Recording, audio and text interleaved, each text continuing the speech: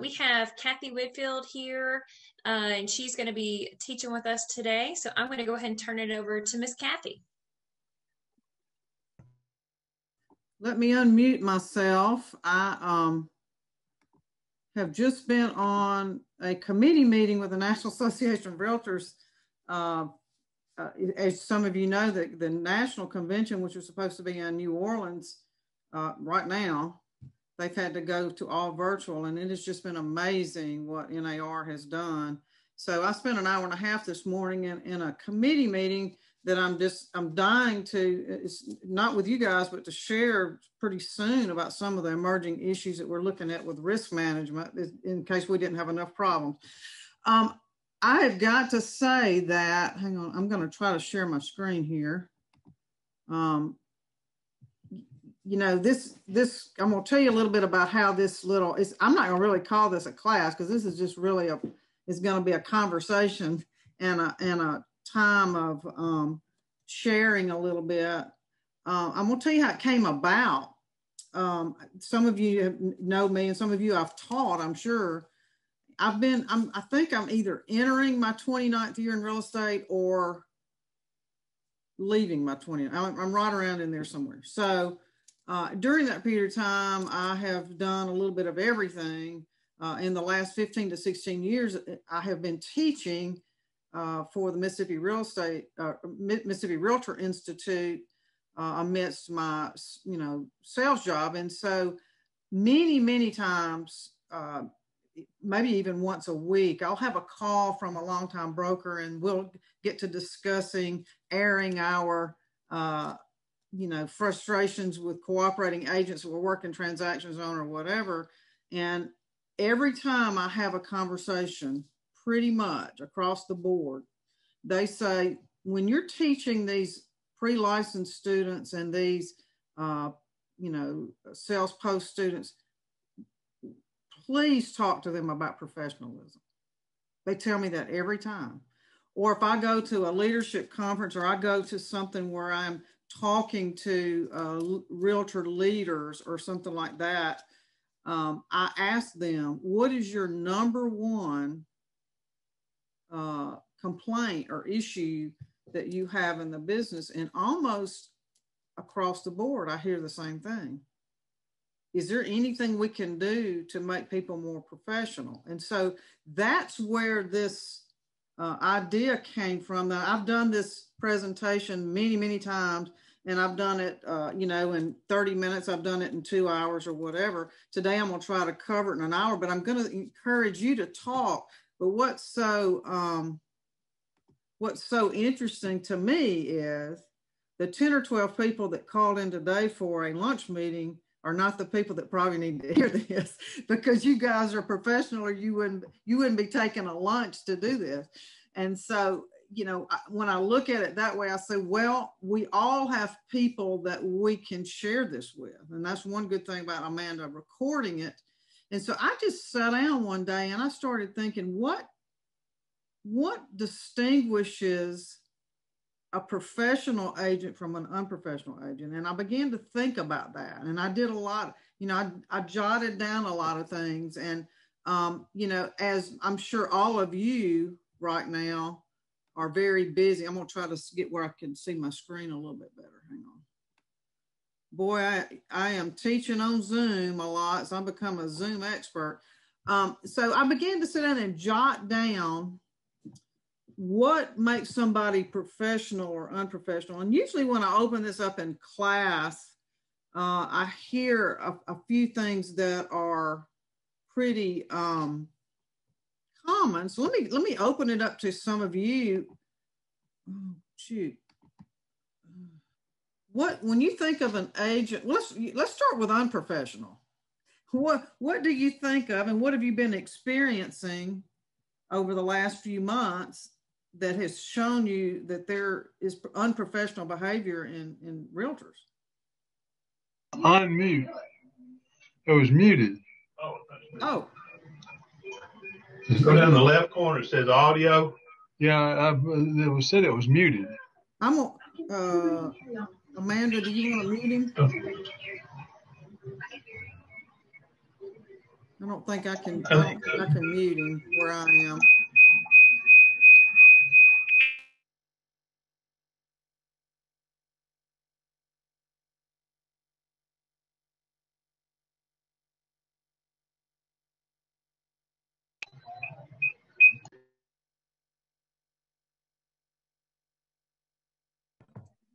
Hold on, Kathy, you're actually muted right now. If you'll unmute you, sorry.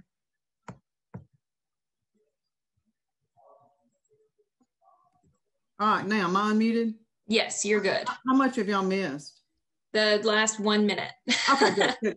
Well, I was trying to mute him and I must mute myself. So anybody want to share some things? I can tell you in the last 2 or 3 months, with the volume of transactions we're doing, I have seen some behavior that I've never seen before. So anybody got anything that they just briefly want to share? What is getting on your nerves? Anybody? Y'all gonna force me to tell stuff I've seen? All right, well, let's take it to a positive note. Anybody want to share something that you think would define an agent being very professional? Okay, let's go at it from that angle. Anybody?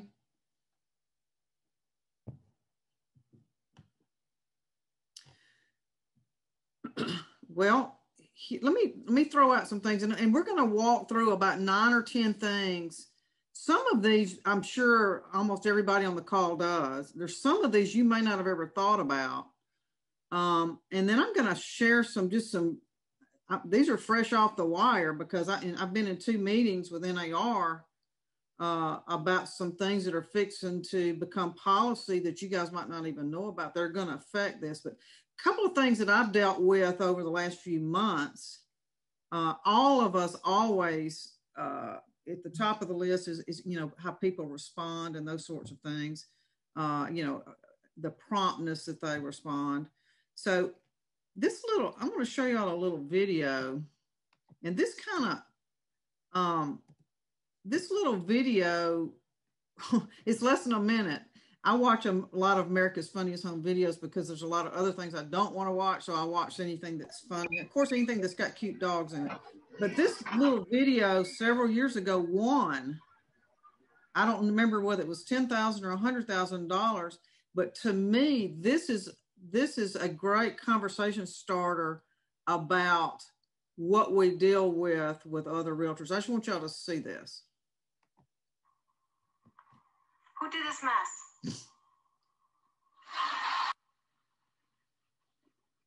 Who did this?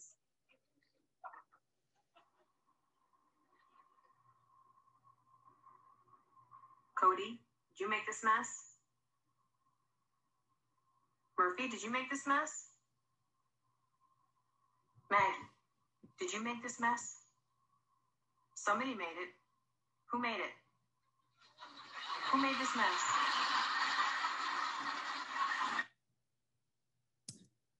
Poor little Maggie. And what, you said, why did you put that in there? Well, that's a lot of what we deal with cooperating agents sometimes, is that we're doing a deal and something goes wrong and we just want somebody to admit, I dropped the ball.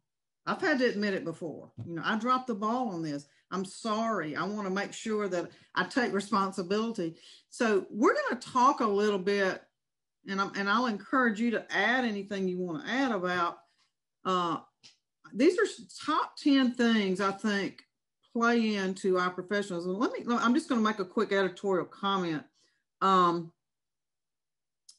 not talking just about real estate right now, but my husband and I were talking last night about just the lack of professionalism in a lot of things, whether it's a restaurant, whether I'm getting waited on in a store.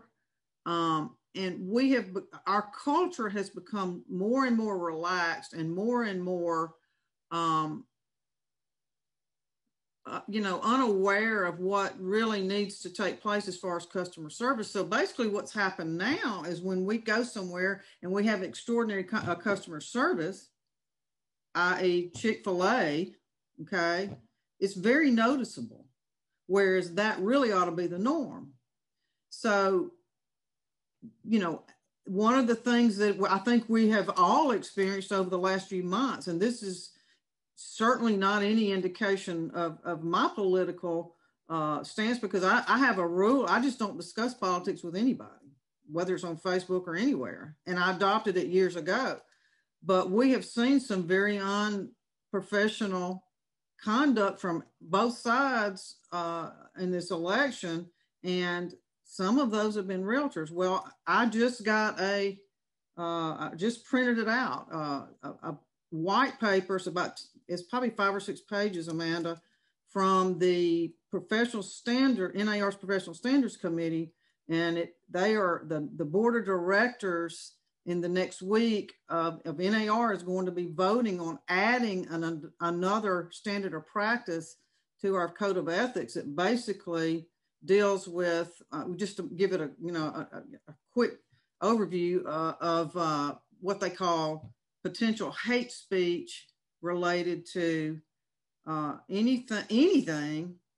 If you put it on a realtor page, you are in a potential violation. So we're just beginning to really, see a lot of things we never thought we'd see. So look, I want to give you some ideas.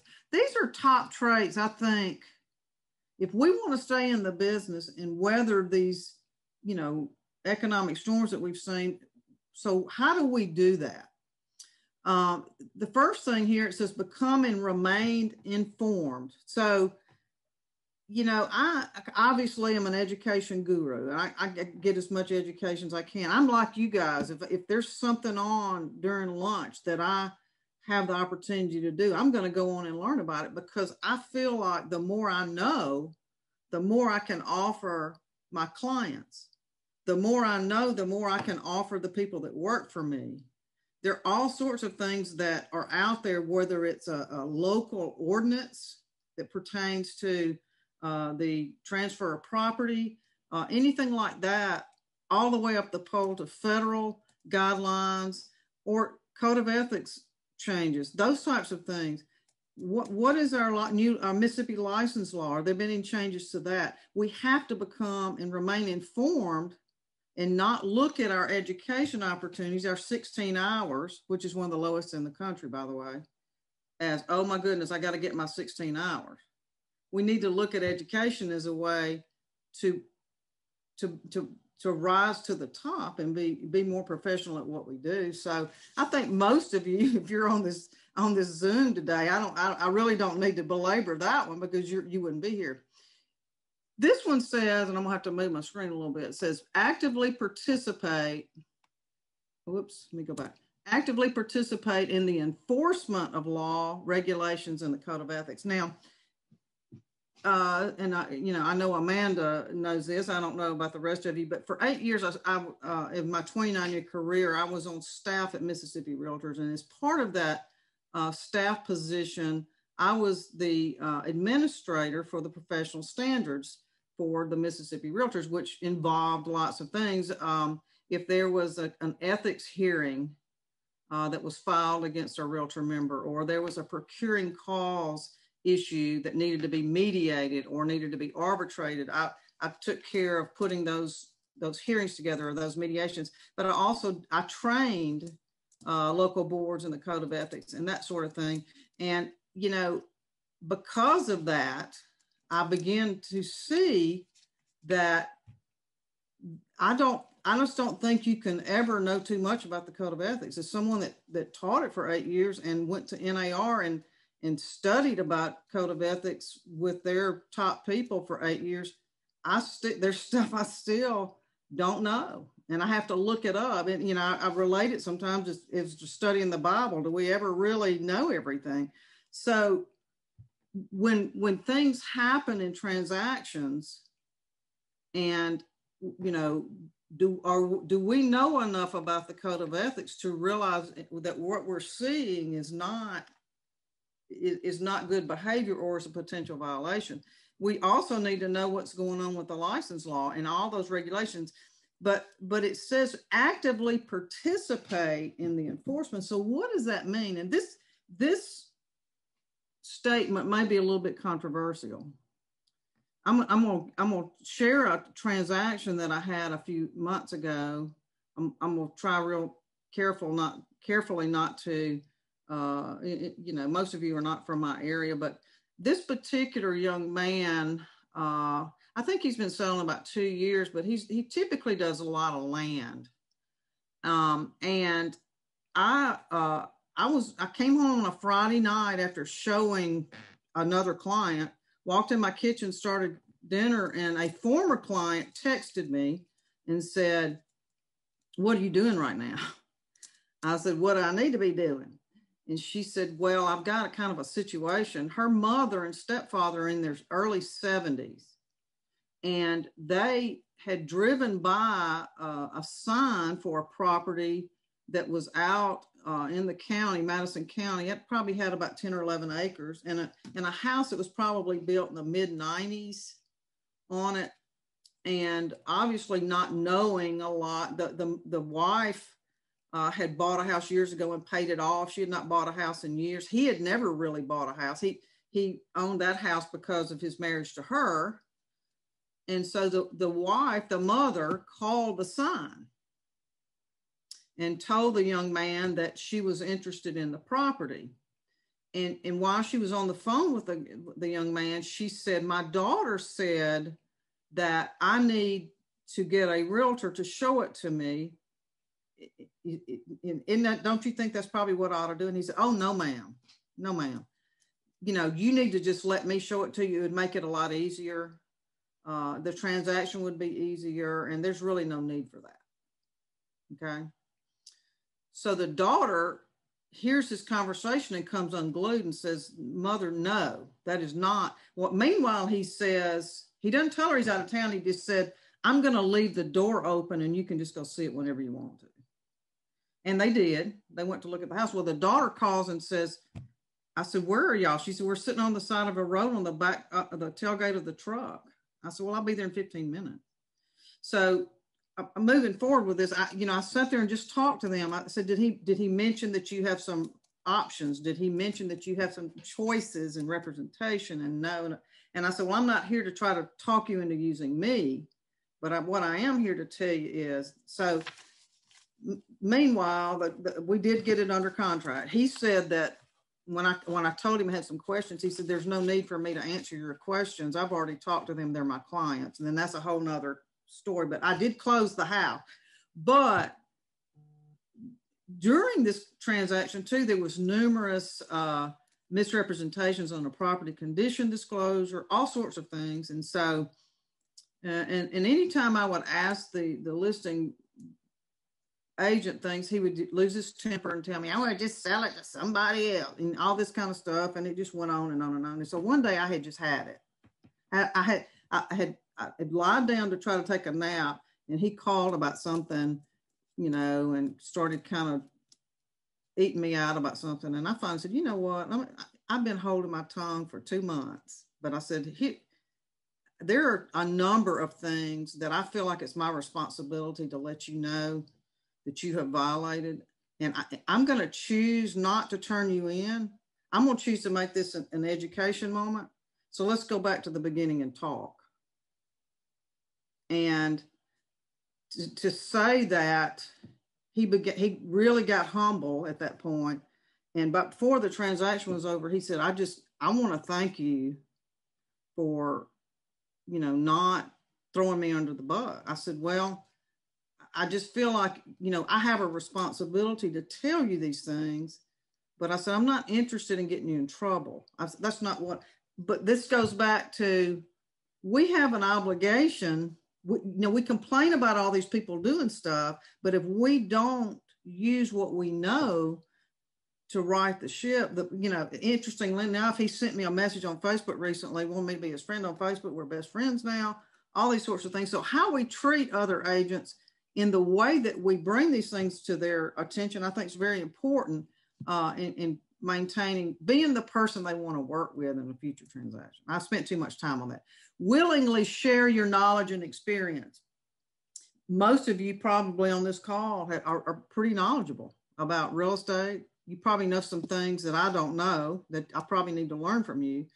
But, you know, because we're a very competitive profession, we a lot of times we'll keep things close to the chest. I'm not necessarily saying we should share our best sales tactics and all these sorts of things, but I do think that as new agents maybe come into our company or new agents come into the association, that we sort of have a responsibility to share what we know with them willingly, to help them. We want everyone to succeed. We want other people to, there's enough, I always say there's enough pieces of pie out there for everyone. We don't have to be stingy with the pie. And so, but I know agents that don't feel this way. They feel like, well, you know, I sat through all these classes, they ought to sit through them too. Well, if it had not been for the loving patience of a retired minister who was my manager for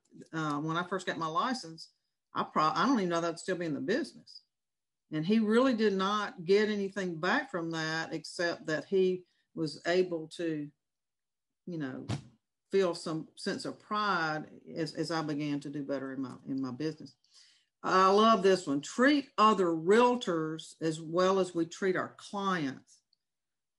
You know, we a lot of times we have a house listed or we have a buyer that we're showing. We put up with a lot. I know it's been kind of a topic in my office. I've had some tough clients recently, not necessarily because they were unkind, but they were just required a lot of patience. Back to the couple that was 72, they did not use internet at all. They did not. I mean, I had to go take everything to them, you know, and those sorts of things. And so, but we're going to be very, very patient and very, very, you know, slow to anger, because we know that if we do those things with a listing or with a buyer, they're going to go find somebody else and we'll lose their business. So we're a little bit self-disciplined about those types of situations because we don't want to lose business. But then when it comes to transactional things with other realtors, we're not quite that patient sometimes. I know I'm not. I have to check myself sometimes because I really sometimes don't want to be kind because some people are just not kind. And there are cooperating agents that I've had through the years that instead of calling and saying, I noticed this situation, what can you tell me about it? They would call and start, it sounded like I was listening to something on the comedy channel with their language. And it's like, hold on just a minute. Let's go back and start from the beginning and try to. So what I have learned about that is typically their client who they're working with on the transaction is going to take on their personality. So if they're acting, irrational, unkind, all those sorts of things, then typically that client's going to be that way, and all negotiations are going to be difficult. So I think too, in these two conferences I've had with NAR over the last week, the topic of conversation is multiple offers. I'm sure that's going on with you guys as well. That's just about everything we're doing is a multiple offer. Well, I have had personally happen to me, and I've had friends have it happen to them. They would win the contract on those multiple offer things, and the agent would call and say, you really did not have the best contract as far as money, but the seller said, which one of these agents is going to be the easiest to work with? And so that our personalities and how we treat other realtors is going to be a part of what we do every day. And we are always going to have to work with these people, so we need to think about how we're treating them. And sometimes we don't want to. Avoid unfair advantage. You're saying, well, I don't understand what that necessarily means. Well, they brought up some things, in this conference about and Amanda could probably fill you in more on this, but this clear cooperation policy that's going around with NAR, where we now have policy regarding exclusive listings and pocket listings and things like that. The National Association of Realtors began to look at people were getting listings. The seller thought they were putting them in multiple listing, but for whatever reason, the agent may have been holding that property out and doing their own shopping for buyers in order to fit some type of client that they wanted for that particular area, or in order to possibly gain both sides of the commission. And so that's where we've had policy changes in regards to these coming soon listings and things like that, is that it needs to level the playing field for everybody so that everyone has a chance to purchase that home, regardless of, is it a protected class that we're trying to not sell the house to, or things like that. So a professional agent is going to do the things that are required to them to put that property out there on behalf of their seller to get whomever has the financial means to purchase that property, and not try to go around that in order to gain something for themselves. Another thing that I think about sometimes is years ago, I had an agent that worked for me, and she came into my office and was laughing about a purchase offer she got that had just some major glaring issues in it that were going to be totally detrimental to her, to the buyer. The agent, the buyer's agent, had written it so poorly that it was going to hurt the buyer, and they said, I'm not going to tell her about this. This she deserves this. She should have known better than this. And I'm going, this is a great chance to just take her down. And I said, well, as long as you work for me, you're not going to do that. And she said, why not? I just feel like I need to make an example out of her. I said, well, number one, in doing that, you're going to hurt your seller. You're going to hurt your seller from selling the property. But number two, anytime we have anything that goes on in a transaction, we need to stop and say, would I be okay if this was done to me? And so avoiding unfair advantage, always just goes back to the golden rule. Are we treating agents and and buyers and sellers the way we'd want to be treated ourselves? And so that was one of my thoughts when I was jotting down things that day that I was thinking about professional behavior. Ooh, this was a big one. We could spend an hour on this one, but we won't. Be mindful of what you put on social media. And I do feel real strongly about this. And it doesn't, my opinion is my opinion. It doesn't necessarily mean the same thing for everyone else. But I work in a company that we have a very strong policy about social media, and we stay away from controversial issues. We just don't, whether it's religion or politics or anything that might lead a potential buyer or seller to not use our company. Because, has been very evidenced with our latest political election, half of the country doesn't feel the same way that I do, no matter which side that is. And so I have clients and friends and family from both sides. So if I put something on there, it's going to hurt half of my friends and family and clients' feelings.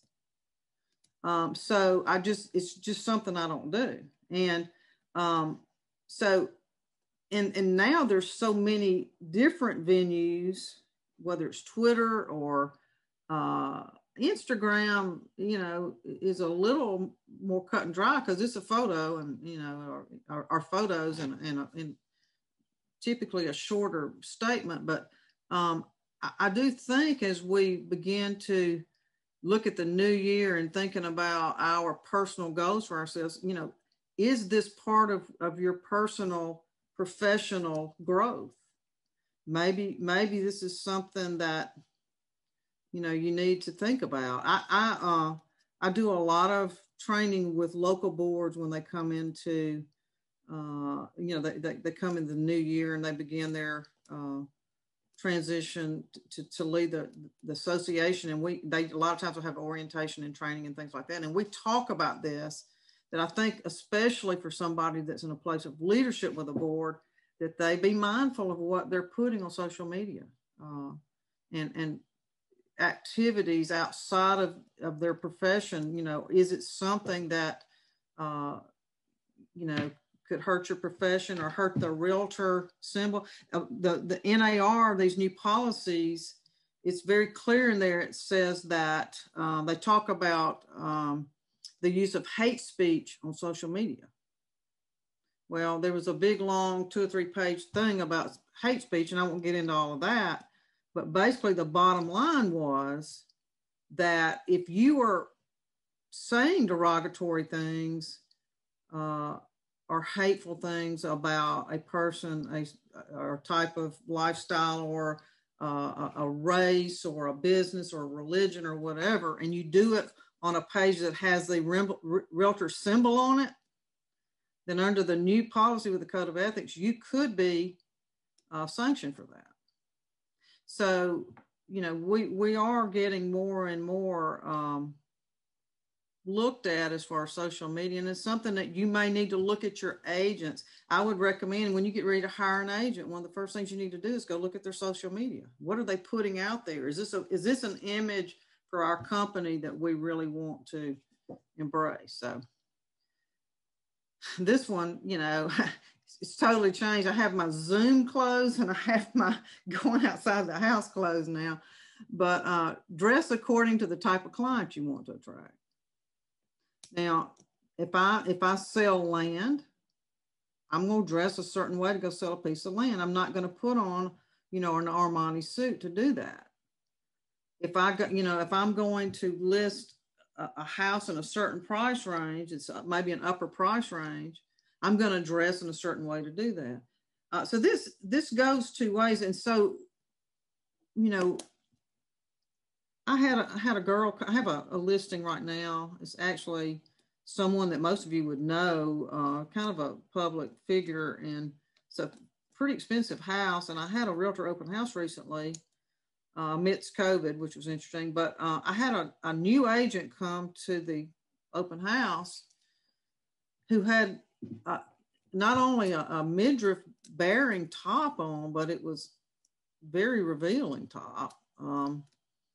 And, you know, I'm not necessarily saying she shouldn't wear a midriff revealing top. I just think that there's certain places you wear them and certain places you don't. And, you know, she actually had conversation with me there. She said, you taught me some classes. She said, you know, what are some of the things I need to do to really make a go of this business? And it was all I could do. And I'd say, well, don't wear that.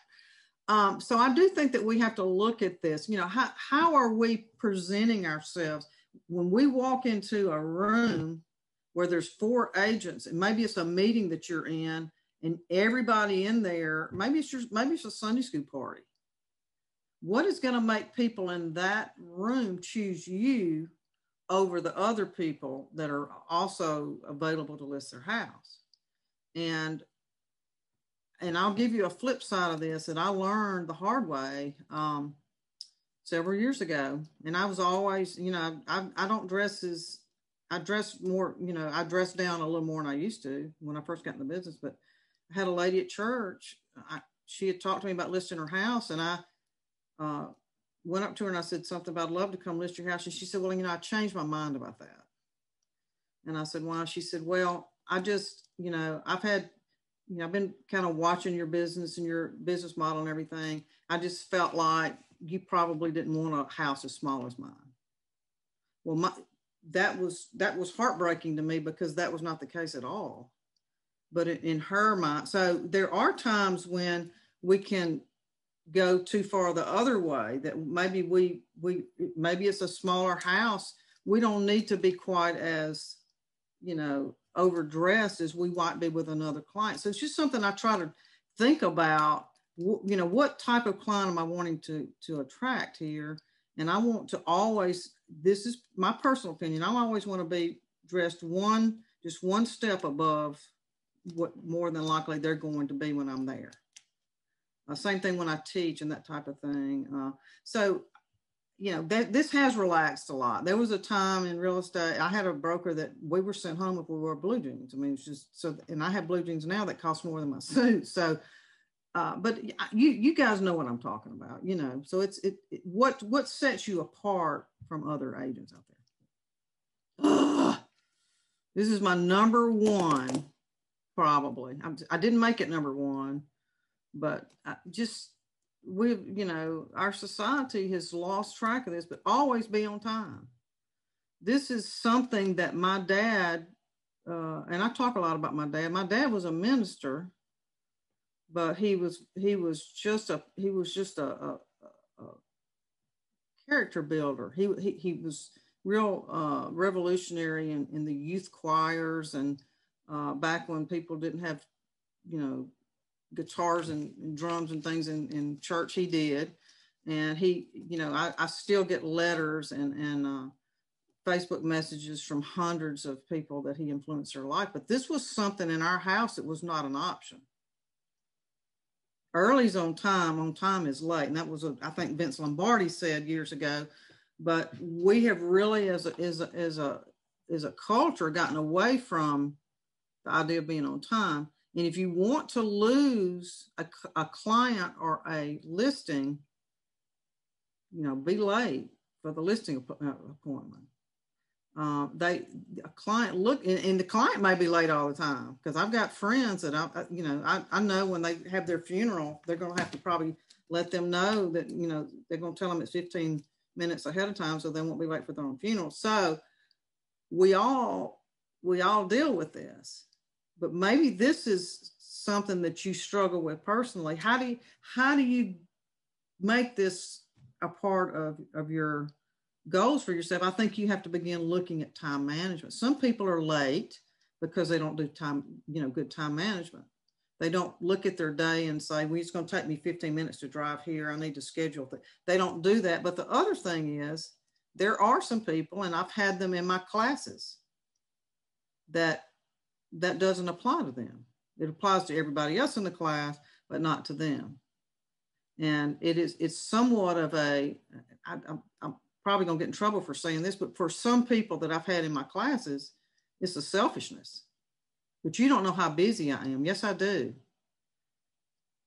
And I've had students that were consistently 30 and 45 minutes late. And the second time I tell them, I'm writing all of this down. And at the end of the class, we're going to deduct the hours that you have not been here, because you're fixing to enter a professional business that you have to be on time. So, and I have a message right now. She called me earlier. I have a friend in real estate. We've been very, very close friends for 25 or 30 years. She is one of the top agents in our area. She calls me regularly to, you know, bounce things off. And what do you think about this? And I have a house right now that has tenants in it. And the tenants, as you all know, they're not the easiest people to deal with. And she started trying to make an appointment last week. And I said, they want 24 hours. And she said, okay. So she said, well, you can go ahead and let me in. No, I can't. It's 24 hours. So she finally made an appointment yesterday at 11:45. And from what I can understand, with his irate text message that he sent me, she didn't show. So I left her a message to call me, and she has called me. But those types of things make us all look unprofessional. When we tell a seller with a brand new baby that's riding around the neighborhood for 2 hours that somebody's going to come show their house at 1, and that person either doesn't show or they're late, then it portrays unprofessionalism. In my opinion, it does. Y'all may have some different opinions on that, but this one says, remember that your behavior in every situation with the general public can build or destroy your reputation. Now, when I teach these pre-licensed students, hundreds of them every year, sometimes post-license, we talk a lot about this. And if you look at the Code of Ethics, it's very clear in there. There's sections that talk about our behavior towards clients, our behavior towards other realtors, but there's a section that talks about our behavior towards the general public. how we advertise, how we treat the general public. We don't have to be in a transaction with somebody to be turned in by that member of the general public pertaining to our behavior. And this business is such a reputation business. And I have known people through the years that are no longer in the business because they made some bad judgments on their behavior outside of the real estate arena, and it affected people's ability to trust them, as far as a transaction on their own property. So, so what does that mean? Well, I'm just going to give you some examples. And somebody told me one time, they laughed and said that, every time I act up somewhere, I start thinking when I get back in the car, oh crap, that lady's going to call me to list her house tomorrow. And now, and I remember years ago, I was getting ready to list my houses before I was an agent. And we called an agent, and she, at that time, my husband was a basketball ref. And that lady had been at a basketball game the night before, and she had worn him slap out. I mean, her whole family was just, they weren't cursing, but they were angry and up and, shaking their fists and all kinds of stuff. And she came to that listing and she was so embarrassed. Of course, we laughed, but, she said, I tell myself all the time, she said, I get so worked up with sports. I need to watch how I act because that person's going to call me about listing their house tomorrow and I'm not going to be able to, make an excuse. So, but the other things that I think about, for instance, I have a son that sometimes waits tables, as a side job. And he talks about how many of the people that we see, that are public figures or whatever, or people that we work with, how unkind they are in restaurants to wait staff and to people like that. And they're I'm not going to say abusive, but they're, they act very unprofessionally and take it out sometimes on people that really don't have any control over the situations, or maybe in a retail store and we go in there and we can't find anybody to wait on us, or that, maybe their return policy has changed and we show out at the checkout. And I really, that was one that my dad really taught me growing up, is that most of the time, these people that we're wanting to holler at in these stores and restaurants have nothing to do with what the reason our meal wasn't right. And so when you look at an agent that's professional, they're going to take the high road and be classy no matter where they are and what they're doing.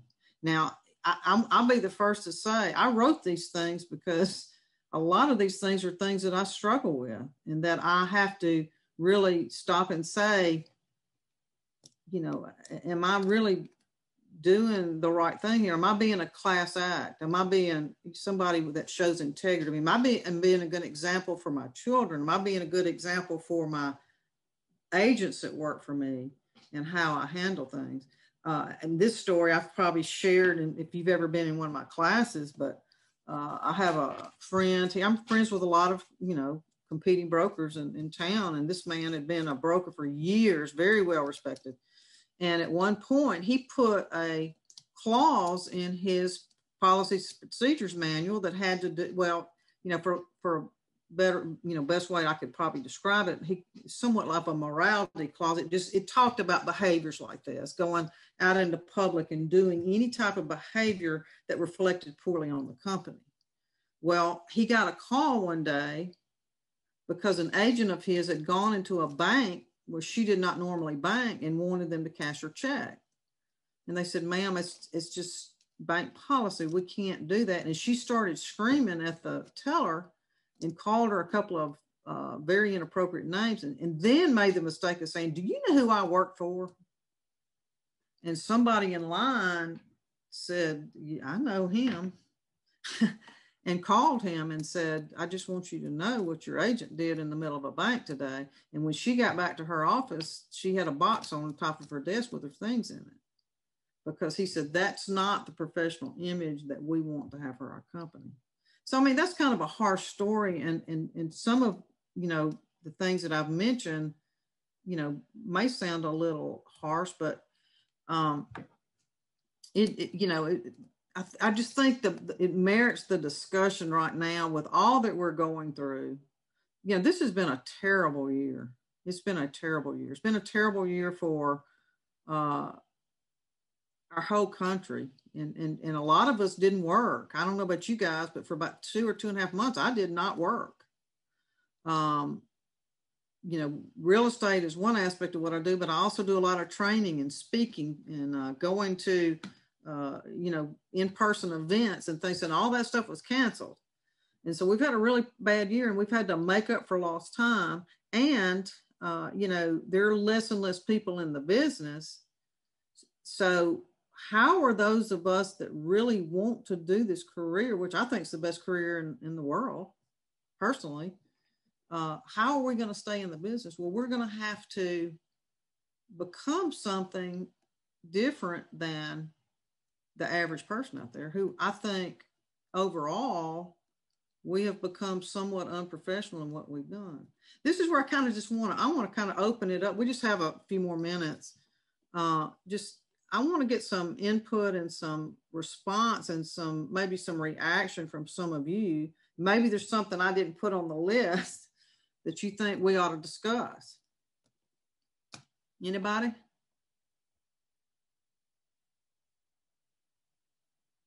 No? Don't be shy. I'll speak up from the association standpoint, because, you know, a lot of times we hear the gripes and moanings and whatever else. And I know in our market, we've had a flood of new agents the past couple of years.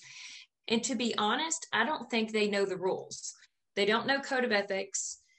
They may have sat through it, but I don't think any of it sank in. And so a lot of them are breaking the rules, I think, unintentionally, which, you know, goes back to the brokers and, you know, how they should be training and whatnot. So, but then we also have a lot of agents who, you know, you were saying, share your knowledge when you come across people like that. We have a lot of agents who don't want to tattle. And so these agents are repeat offenders because nobody ends up calling them out on their mistakes. So how would you handle, if it's a seasoned agent or a new agent, how would you carefully handle addressing things? Do you do it directly with them? Do you do it with their broker? How would you do it? I'm going to give you my personal opinion. I'm obviously not an expert, but this has been my philosophy through the years.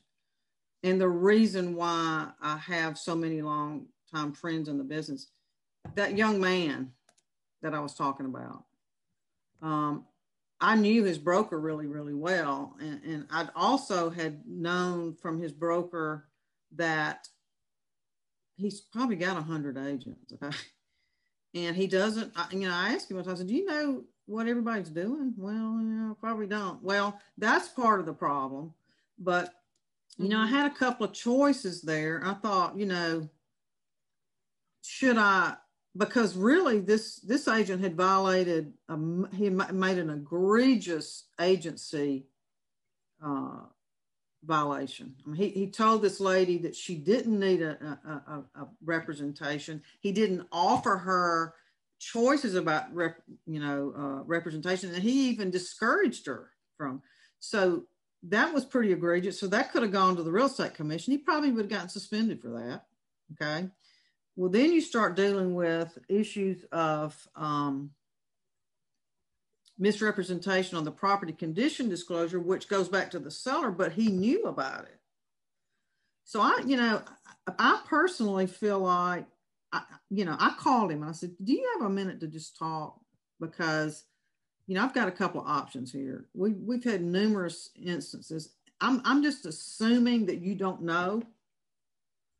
And I would like to kind of just share my knowledge with you and use this as a teaching opportunity in lieu of turning you in. That you're not going to learn from that. You're going to learn from, and so I have even had seasoned agents, and I call and say, do you think we could just meet for coffee? Because we do that sometimes anyway.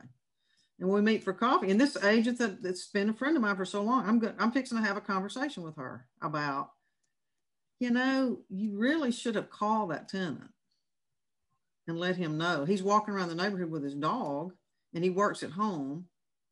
You make us all look bad when you do. So personally, I go to them. I try to go to the agent first and have a conversation. There are times when they're so combative and they're so, they don't want to hear that they were wrong about something. They just keep on and on and on. Then I typically will go to the broker after that. I do everything I can not to turn them in. But when somebody is a repeat offender on an ethics thing, we're doing our own professional injustice when we don't turn them in. Now, I know agents say, well, I have to work with them. Well, agents don't mind turning them in when it's over money. So I just feel like if we're not going to, try to kindly correct the behavior, I always started by saying, I have a feeling you probably didn't know this, or I'm going to assume you didn't know this. So I wanted to share this with you because I certainly don't want you to get in trouble. And so I think that's what we have to do. Being unkind to them about it is not going to really endear them. I was listening to Dave Ramsey yesterday, which I do every day. And he was talking about something. He said, I've never changed my behavior from somebody screaming at me about something. Mm-hmm. And I thought that plays right into what I'm talking about. It's not me screaming at somebody about how they're acting is not going to make them change it, but them seeing something, grace and mercy, and this person really, cares about me staying in the business. And he finally said, look, he said, I don't know anything about residential. He said, I probably shouldn't have taken the listing, but I did. And he said, I didn't do a lot of stuff right. I said, but all that matters right now is we get it closed. So that's my opinion, but I don't think that after we do that and then we talk to the broker and there's still no change, that we ought to just sweep it under the rug, because that behavior is going to continue until somebody stops them. Agreed? Anybody else? Some of people are probably looking at me like, huh? Uh-oh, that's a different presentation, sorry. I have to be careful which buttons I push. Well, first of all, I don't know whether any sponsors are on the call, but I just want to thank sponsors for doing this. I think it's a great thing. I mean, an opportunity to just kind of sit down and reevaluate, your business. How often do you have these, Amanda? Once a month? Once a month. We have since March. And I think it says a lot about your board for offering a member service like this, to give you the opportunity to kind of learn a little bit and better yourself. I'll say one more thing and then I'm gonna let y'all go, but I'm a big believer in having a business plan. And so those of you that are maybe brokers and have agents, I always would sit down and we'd say, what do you want to make next year? And here's how we're going to get there. And how many listings do you need? And all these sorts of things. But I also do a personal assessment and say, what do I want to achieve personally? Maybe it's you want to get your broker's license this year. Maybe it's you want to get another designation this year. Maybe you want to read a book a month, and whatever it is. I encourage you to do that. And because we are entering a time when we are going to have to compete more than we ever have. One thing about Zoom and all that, which has been great, churches now, my husband is about to retire, but he works for the Mississippi Baptist Convention Board. He's their videographer and communications and media director. And he said, one of the biggest things that we have seen from having online church is that people now don't want to go back because they can have church in their pajama. So are people going to begin wanting to buy houses with less and less customer service? So we've got to up our game somewhat to make ourselves more professional so that they'll need us to be their advocate in this. That's all for me. you guys need to go sell a house or two today. And I look forward to being up there in person with you guys real soon.